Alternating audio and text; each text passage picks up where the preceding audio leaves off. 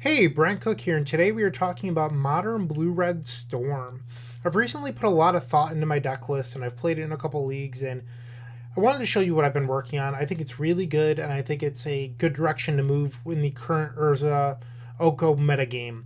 This deck is very good at beating up the Bug Urza deck. It's good against Amulet Titan, and it's good against Mono Green Tron, which I think makes Blue-Red Storm very powerful right now. So, classic 17 lands. For those of you that follow me, you know I like my fetch lands. I don't play pain lands. I think it makes your deck slightly worse. If you're interested in more of that, you can read the Modern Blue-Red Storm page on theepicstorm.com. I'm a big fan of all 12 cantrips. One thing you'll see in this list is I am playing 2 copies of Remand. I actually even tried to fit in a third. When I was looking to fit in the third, I tried it over the 4th Pyromancer and I tried it over the 12th cantrip. Ultimately, I decided that I wanted a better and more consistent main deck against the field rather than being better against the 3 decks that I just mentioned: Bug Urza, Mono Green Tron, and Amulet Titan.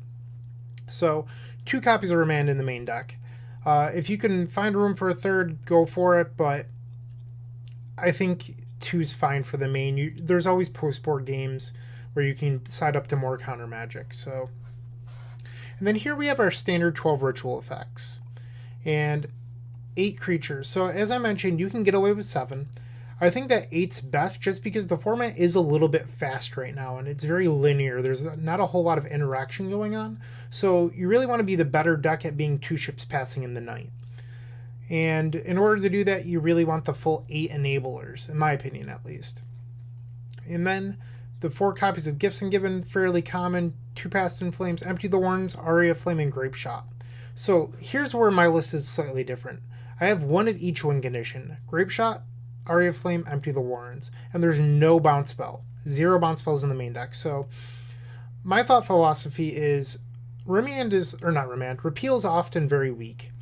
It's not a very good card to draw. It doesn't do a whole lot on its own. It just gets you out of corner cases like a main deck Grafdigger's Cage or a main deck Leyline of Sanctity or something weird. You shouldn't prepare for corner cases. You should maximize your win percentage so you're not in the loser's bracket facing these strange decks. Boggles isn't very popular, so just have a better deck and you won't run into these situations. So you have 3 different names for Meddling Mage for humans, so you can just win around a Meddling Mage. You don't necessarily need to answer it. And Aria Flame helps you beat Grafdigger's Cage anyway, so does Empty the Warren. So you have a very versatile deck, and you don't need to water it down by playing a card like Repeal. I've played the main deck bounce spell in the past. I just don't think it's necessary, especially when you have 3 different ways to win the game in your main deck. My personal opinion, and that's it. So for a long time, I played 4 copies of Pieces of the Puzzle in the board. It's very good at grinding decks out. However, in the current modern metagame, there's not a whole lot of grinding out that's going on. There's no Mardu. The Jund deck is good, but it's not super popular. And control decks, they're nowhere to be found.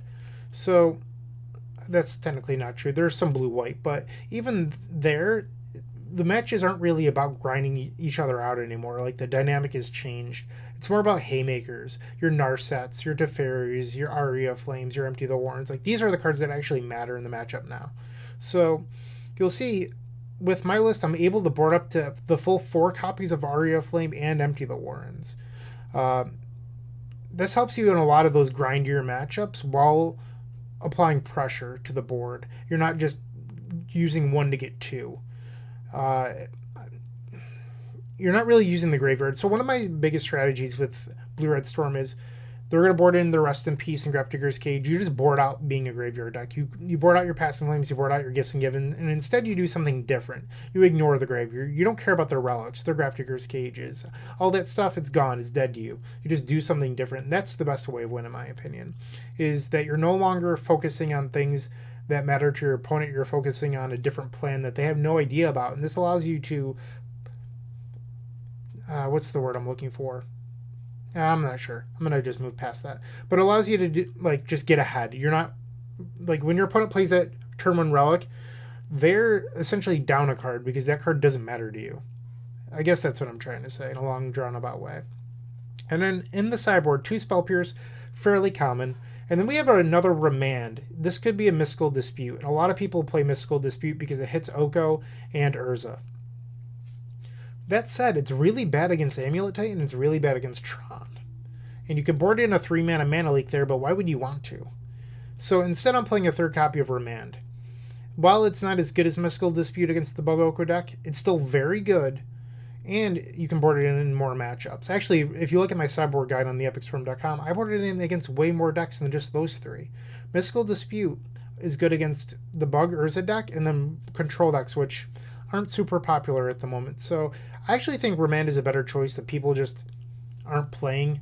And drawing the extra card is often all you need in order to win the game. So try out Remand. Let me know what you think in the comments. I think it's better than Mystical Dispute in the slot. But feel free to let me know. And the rest of the board, we'll see 2 copies of Lightning Bolt. That's pretty standard. Helps against humans. Shenanigans.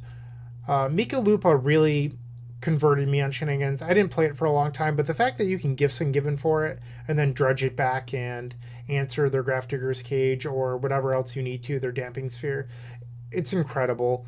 It took me a long time to convert over, but I think it's worth it. Mika does not play a Braid.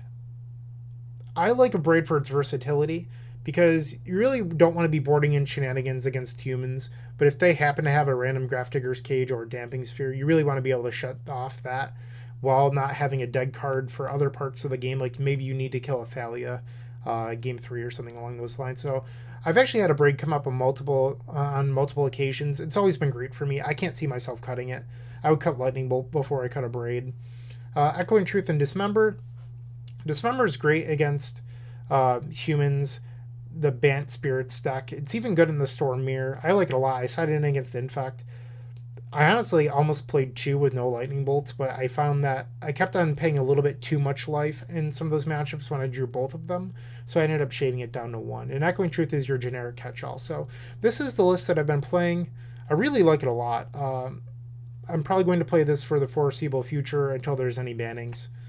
I just think that this list, it's very streamlined, and it cut all the chaff that a lot of Storm players tend to do, like the cutesy cards, and I'm not really a big fan of those. I just like winning. So this is what I'm playing, and that's all I have for now. Let me know what you think. Take care.